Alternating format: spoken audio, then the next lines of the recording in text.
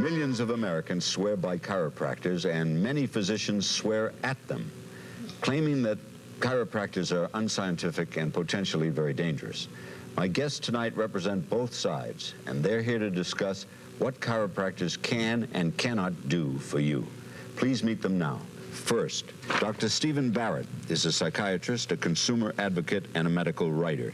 Dr. Louis Sportelli has been a chiropractor for 19 years in rural Pennsylvania. Are chiropractors doctors? Do you have a medical degree? No, and I don't want a medical degree. If I did, I'd go to med school. But I have a Doctor of Chiropractic degree. We manipulate the spine very specifically and very delicately. What do you manipulate it for? What kind of conditions do you treat? We don't treat conditions. I've just said that. You don't treat anything? The body. The fact of the matter remains is there are functional angina cases that go to their cardiologists, have had their cardiovascular system checked, have proven to be normal. They still retain their functional angina, which are fearful constricting chest pains. They go to a chiropractor, they have their dorsal spine manipulated, and by God, you know what happens? Nothing. What happens is they lose their functional angina. That's what you say, isn't it? That's what's said by thousands of people, incidentally. This is one of the problems, David. I will answer any letter that comes and send information about chiropractors. If you're going to go to see one, you better know what you're getting into. Western medicine kind of started as tradition at the turn of the century in the response to quote-unquote quackery. There has been a deliberate campaign to label anybody who doesn't sell or distribute drugs, surgery, or radiation as a quack. Your dad's a quack, right? Your dad's a quack. My daddy says your daddy's a quack. My dad said I'd sooner die in a normal fashion than see a quack. He didn't know what a quack was. He just knew that his dad labeled my dad a quack. You're quacks, and you're not.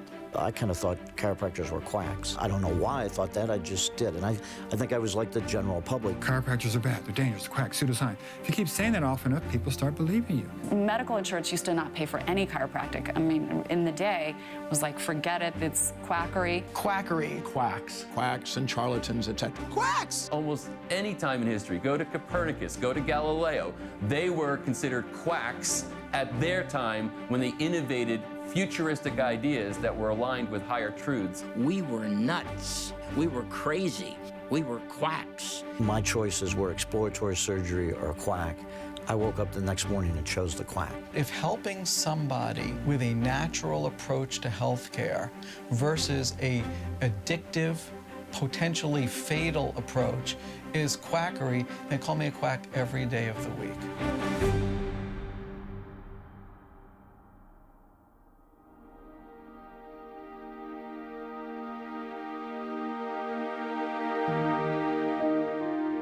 This is the town of Houma, Louisiana, one of the most southernmost parts to the west of New Orleans by about 50 miles. This is where my dad stopped the car when he drove down from Davenport, Iowa after chiropractic school, and this is where he began his practice. It was one of 4 states that had yet licensed the profession. He didn't realize that it was also going to be the last state to license the profession.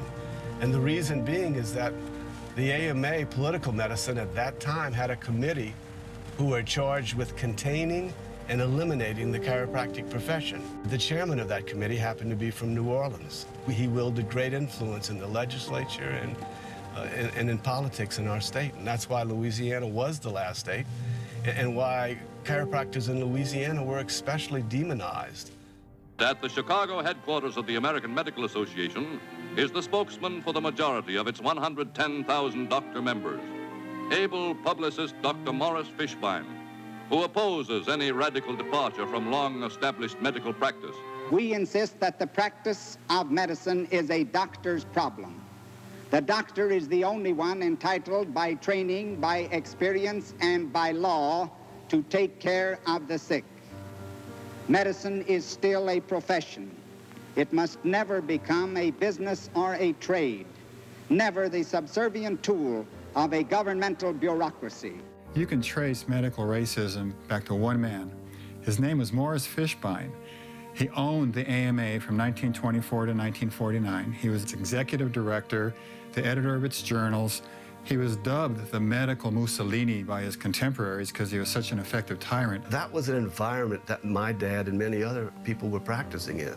And it took a lot of courage, it took a lot of conviction, and a lot of belief in what they were doing to stay the course. Not only was it tough making a living back at that time, but it was tough socially and culturally.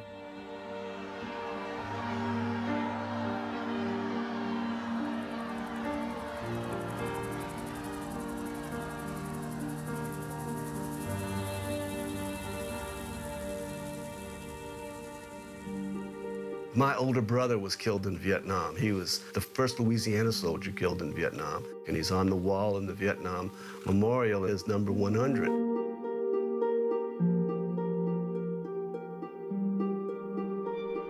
Soon after my brother was killed, my mom just went into a depression. She took it very hard, and she wouldn't leave the house.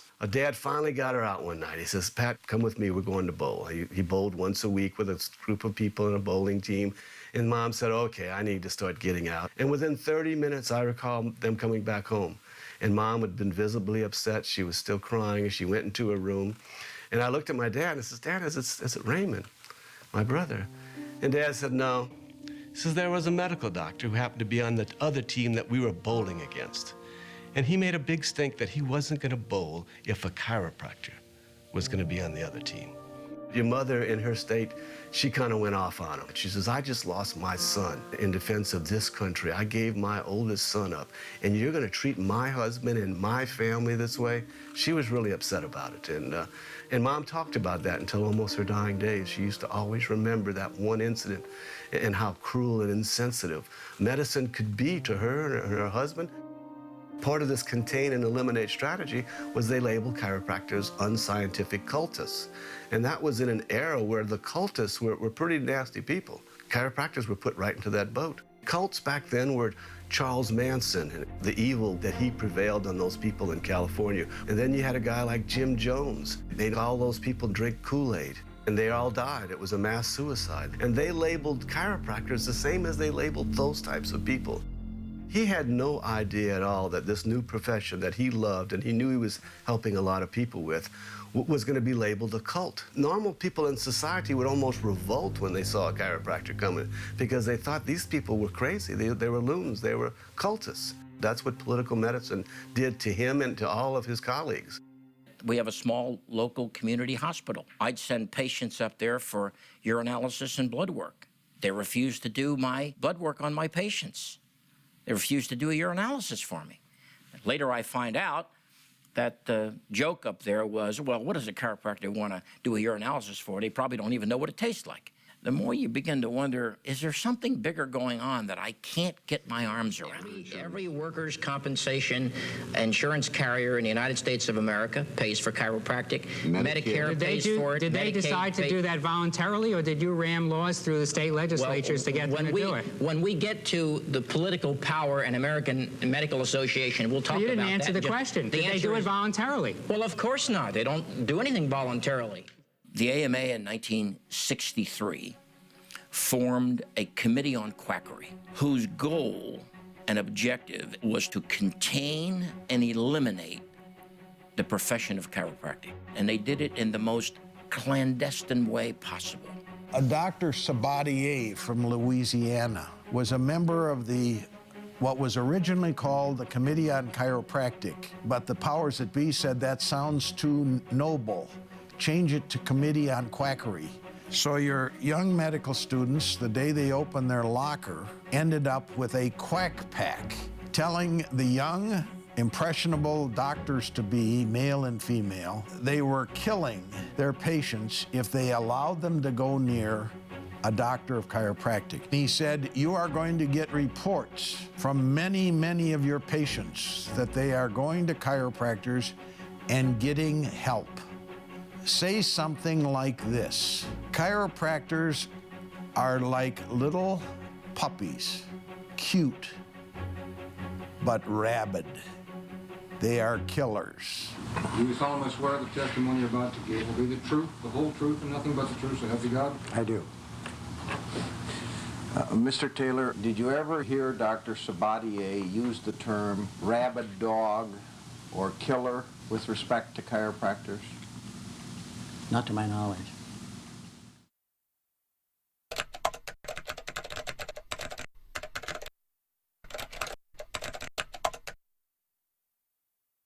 And then comes the day that I recall like it was yesterday. Got a brown unmarked package in the mail. And I took out this ream, literally 500 or some pages. I read the first couple pages and I said to myself, this can't be true.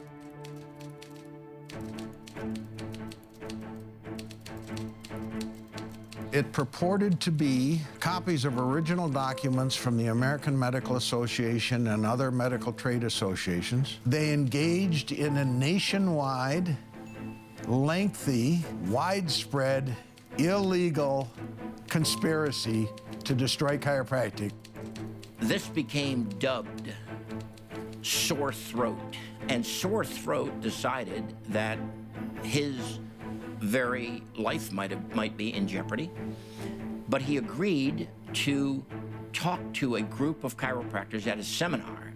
The guy would get on with a voice synthesizer. He was smart enough not to leave his fingerprints or his voice prints. He was almost challenging the chiropractor community to do something about this. You have now the data that I've gotten for you. So here was an audience, prepped and listening to the speaker, and all of a sudden, Sore Throat comes on. And he says, I'm a medical doctor, and I've worked for the AMA for a number of years. Approximately 2 years ago, I finally woke up and found myself working in the middle of a morally corrupt, politically and economically motivated organization. Wow. Think about those words to the ears of doctors of chiropractic who've been oppressed for all these years. At first, they maintained that the documents that the Sore Throat had distributed were fake. But then it turned out that we found them out in the state, county, and local society files. And I asked them, where'd you get them? And they said, well, the AMA sent them to us. And then we asked the AMA, why don't you have all of the documents that we're finding out in the boonies? Their answer to me was, well, we gathered all those documents together and the janitor mistook it as garbage and disposed of it.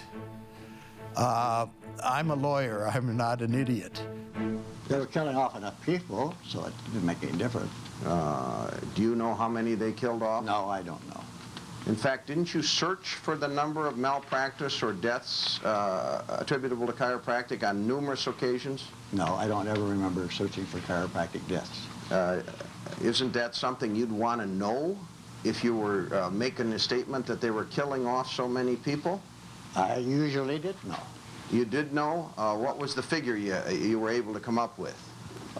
I have no figure that I could give you. His deposition, I think, was so paramount in why ultimately the case was won. He was, to be quite honest, very arrogant. There was one part of the deposition where he was asked, did you know anything about the education of a chiropractor? And his answer was, you know, I didn't know anything about it. I didn't know the difference between a chiropractor and an antelope. I didn't know anything about chiropractic when I went to the AMA. I didn't know any chiropractor from an antelope.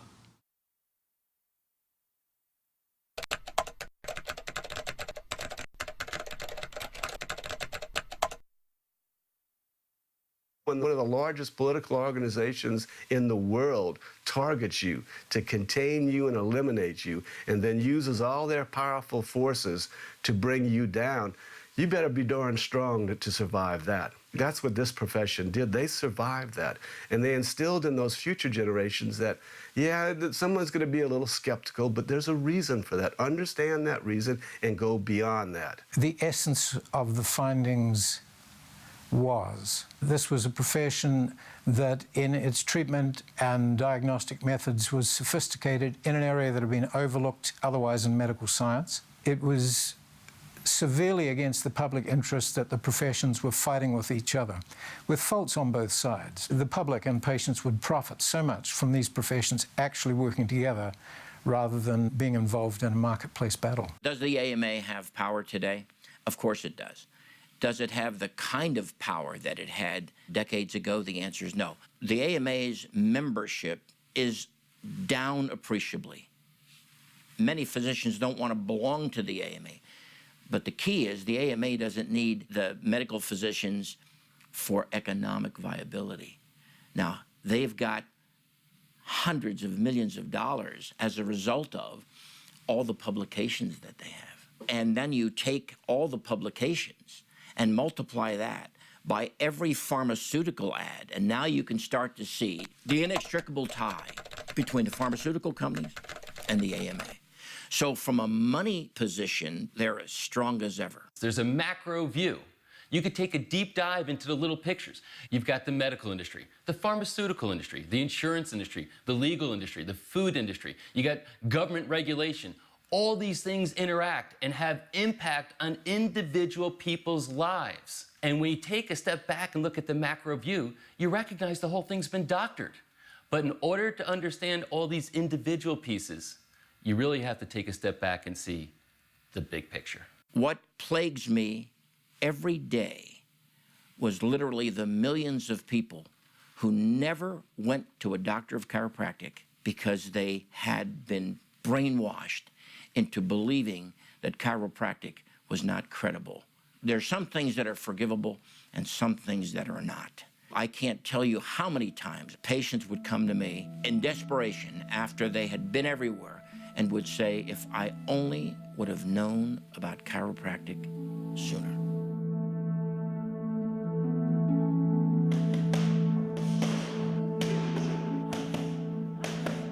Well, I've been trained in martial arts for all my adult life and prior. I'm pretty good. To get good, you kind of have to leave your ego out the door. You got to lose and be willing to lose and learn from it. I had some numbness all the way around my waist when I would start to run. That's how it started. I figured I'd just tweak something in my back. They sent me to a neurologist. I get a spinal tap, nerve test, CAT scan, MRIs, and he says, you have MS. So I was diagnosed with multiple sclerosis. I really didn't know how to react because I didn't know how to accept it. This is what you're going to have the rest of your life. Even though I'd been sick for a year, never occurred to me that I wasn't next week going to be better. And so when somebody tells you ain't going to happen, I don't know what to do with that. It didn't sit well for a number of reasons. One, I couldn't really accept it. And then he told me, you cannot exercise the way you work out. You have to be very careful about overheating your core. He even told me, hot tub is too much. If you overheat your core, it will kick an episode. Going to the gym, working out, I mean, that wasn't just something I do, it's kind of part of who you are. There were 3 medicines at the time. And I remember the funny thing was, he just brought out the 3 boxes and set them down and said, pick one. And I was like, wait a minute, I didn't go to med school, you did. You're supposed to tell me what to do. He said, look, I can give you one, and we could be back in here in 6 months or a year, and it's not really working, so I would take you off of that and put you on this one. I said, look, I want to try everything I can out there, natural, homeopathic, voodoo, before I get on these drugs. Because the list of what it could do for me was this big, and the list of possible side effects is like this, and one of them's suicidal tendencies. That sounded nuts to me. I kept going to the gym for my own well-being, my own psyche. In my mind, if I stopped moving, I may not be able to start again. At my core, I've always felt the body was made to heal itself if it's given what it's supposed to have. I firmly believe that. I'm not going to let this thing define me.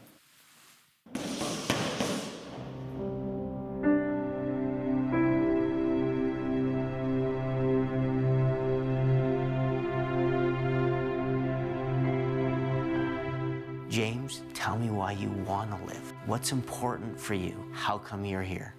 In this shape, on this quest, with this attitude. So I was always looking for different things, and I'm very fortunate. I have past benefits. I worked for Delta Airlines for years. So when I find something interesting, exciting, I can pick up the phone or jump on a plane and go. And so I'd like you to talk to me a little bit about what are we doing wrong? What are we doing right? What should we be doing? Well, I'm not interested in your MS. I'm interested in you being well and you being healthy. So let's just stop talking about the MS for a second, or whatever the diagnosis that they come in with. And I say, no matter what, between now and the end of your life, and I don't know when that's going to be. What is your greatest chance to have a wonderful experience between now and then? The things that kill 80% of us are chronic illness, lifestyle illness. Literally 8 out of 10 people will die of lifestyle illness, of chronic illness. It's suicide by lifestyle. How we answer the question, why are people chronically ill, determines everything downstream from that. So if you believe people are chronically ill because they have an innate defect genetically, then you don't believe you can prevent. And your solution to get them well isn't about getting them well at all. It's how to palliate them along the predetermined path of worsening chronic illness and early death. And that's the system, isn't it? So who sold us the bill of goods and why? Because there's money in sickness, James. It's the leading industry in the world. The biggest contradiction in our culture today is calling medicine healthcare. Medicine is not healthcare, it's sick care. And when you take sick care and provide it to a culture like healthcare, then you end up with a sick culture. And that's why we spend $2.7 trillion per year on what we call healthcare, and we're incredibly sick as a culture. I don't think any of us would have a problem spending that much money if we got results, but we're not getting the results for that investment. We're not going to be able to afford these choices. It's a simple, basic reality. It's a fatally flawed system that eventually, most experts believe, will crash. And then we're going to have to rely on solutions that truly address the foundational causes of the healthcare problems that people are facing. Every year, 125,000 people die from properly prescribed prescription drugs. There is significant pressure from pharmaceutical companies to continue doling out as many medications as possible. These things aren't changed overnight. It's like turning the Titanic. But there's no question, and it makes perfect sense, and there's not a single member of the Western medical community or any CEO of any pharmaceutical company that wouldn't agree. People are better off if they aren't taking so many medications. When I grew up, you got a drug. You were sick, you took a drug for 7 days, you went off of it, you never took it again. They started selling continuity drugs, and they say, not only this, but we expect you to take this for the rest of your life. We don't want you to get well, because if you get well, you stop our cash flow. There's plenty of cash flow, there's more than enough, but what happens is big pharma's in a scarcity model, and as long as you look out of eyes of limitation, you're gonna see limitation. The United States represents 5% of the Earth's population, yet we manage to consume over 50% of all prescriptions written worldwide. So we're clearly a target-rich environment for the pharmaceutical industry. I think as a society of physicians, we've got comfortable with the fact that the quickest and easiest way to mitigate that pain is through the form of a pill, as opposed to other alternative means of pain reduction, and that requires effort. That requires me taking time with you. Because of the current system that we have, where every 5 minutes you're supposed to see another patient and hand out another pill, I think intuitively most physicians realize this isn't medicine. This is just cookbook. They become frustrated and disillusioned and disgusted with what they're doing. I'm a primary care physician, but what I really do is try to get to the root of why people have needed to come in to see me. And I wasn't able to do that the way I had dreamed of being able to do when I was a kid. Telling people that what they've heard from other doctors is wrong, that's a very risky position for me to be taking. When a patient interfaces with the healthcare system, it's common today that they're not told all of their options. From validated research studies, we know that 20 to 30% of medications and procedures may not be necessary. We're taught when to operate, but we're not really told when not to operate. The latter is the more difficult thing to master. It frustrates me to no end that I am part of a system that is broken and doesn't work. There's the science behind medicine, which we can all learn. Then there's the art of medicine, which many never learn. And I'm afraid that that's an art that's dissipating quickly. If we don't do something about it, it's going to be lost art.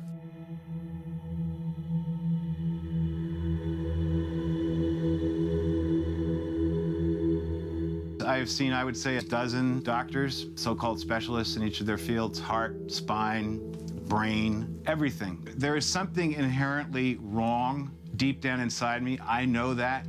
I've been tested for everything under the sun. I could drop dead tomorrow and I wouldn't know what it was of. And I don't think Western medicine does either. They've been most unhelpful. Nobody has had the good sense to say, Mr. Morris, we don't know what's wrong with you. Instead, they make up all this crap. You have this, now go see that guy. He'll take care of it. And all that time, everybody's passing the buck. I felt increasingly I was just being treated like a number. I really feel my life is in the balance. I think that I need help that Western medicine isn't giving me, and therefore I'm sort of throwing myself at the feet of alternative medicine. I'm willing to try things that I thought were nothing but shamanism. Big Pharma has taken the power out of the medical doctor's hands. They have commercials on television that say, if you have these symptoms, go see your doctor and get this drug. I mean, when you go to see your doctor, you tell him your symptoms. The doctor's supposed to know what the best drug is for you. You're not supposed to go in and say, I need this drug, I have these symptoms. And it's kind of an affront to what the medical doctor is all about. And then when you look at the side effects of some of these medications, they're worse than having the actual disease that they're trying to cure. They're big business, they're big money. They have taken over what I would consider really true health care, which is prevention first, and then getting back to normal that honors the homeostasis or the natural balance that the body is always trying to maintain. James, tell me how old you are. I'm 52. 52, and you've had MS. You were diagnosed with MS when you were 38 years old? Yep, so 14 years. Okay. Tell me the main symptoms, what you experience from a day-to-day basis. I call it wobbly. My legs just kind of give out. Yeah. When it gets bad, I need a cane to walk. And then fatigue, really bad fatigue. I'm going to begin the exam today on your neck. I'm going to be looking for the same thing that I look for in my other patients who have MS, frozen shoulder. I analyze their spine in a way, even though they're different disorders, and I find a very similar outcome in the examination. On October of '09, my car flipped about 5 times, and they found me in the back seat. My neck was broken, face was fractured. One of the issues that I'm having, other than getting out of bed and changing my clothes, is that if I want to move around the house and put on a light, like in this case, if I were to put on this light switch, I have to go like this, and it's paining, but I'll be able to move it once I get there, and then I'll have to assist my hand to bring it back down. Is that all you can do? Frozen shoulder is a puzzling condition. The patient is unable to bring their arm up alongside their head. They only have about 90 to 120 degrees of what we call abduction. All right, so slowly, let's go ahead and abduct the arms, bring them up over your head. Right there becomes difficult. Yes. So bringing it up alongside your ear is very difficult. It's not gonna go. They do physical therapy that makes them worse, that makes them hurt more and sleep less. Also, a lot of patients get the injection, which is ineffective most of the time. It keeps getting done, but it's not fixing the problem.